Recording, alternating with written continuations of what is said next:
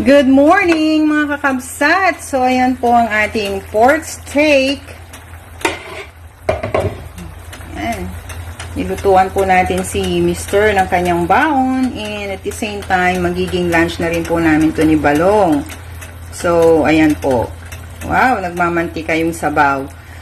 So bali po, yung pork ay minarinate ko siya overnight. Nilagyan ko yung pork ng soy sauce, konting asin, konting paminta, and lime juice. Pwede rin po kayong gumamit ng lemon juice or suka. Ayan, so minarinate ko siya overnight. And then ngayon po, this morning, naggisa lang po ako ng bawang, ng sibuyas, at saka yung seared baboy. So, ang ginawa ko po, sinear ko muna yung baboy bago ko siya sinama sa bawang and sibuyas na gisa. Ayan. So, after that, nilagyan ko siya ng hot water. I prefer hot water para po mas mabilis lumambot ang baboy. Ayan. So, ayan na po yung itsura niya nung nilagyan ko siya ng hot water. By the way, nilagyan ko rin po siya ng additional paminta and then brown sugar para lang po mag-equalize yung lasa. Tsaka po pag sinear nyo po pala yung pork, ganito po kasi yung gusto kong ma-achieve na pagka-sear niya yan bago nyo po siya igisa sa bawang and sibuyas. And then, yung excess po ng pinagmarinatan, yun po yung pinangsabaw ko. And then, nilagyan ko lang po siya ng additional na hot water. And then, ayan na po siya.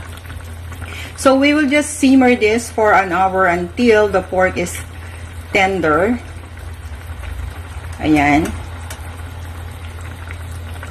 So, depende rin po dun sa size and kapal po ng pork. Pero, with this, siguro, 1 hour simmering po ang required dito sa pork ko.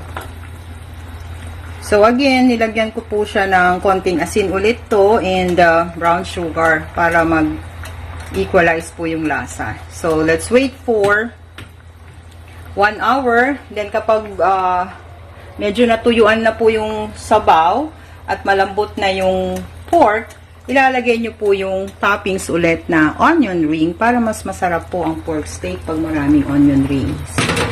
And then, para po medyo malapot po yung sabaw, lalagyan po natin siya ng about 2 teaspoon cornstarch.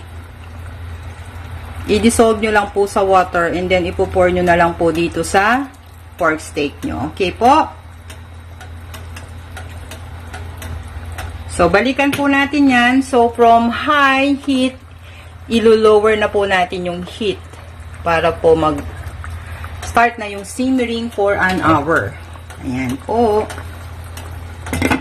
So, balikan po natin after 1 hour. Thanks for watching!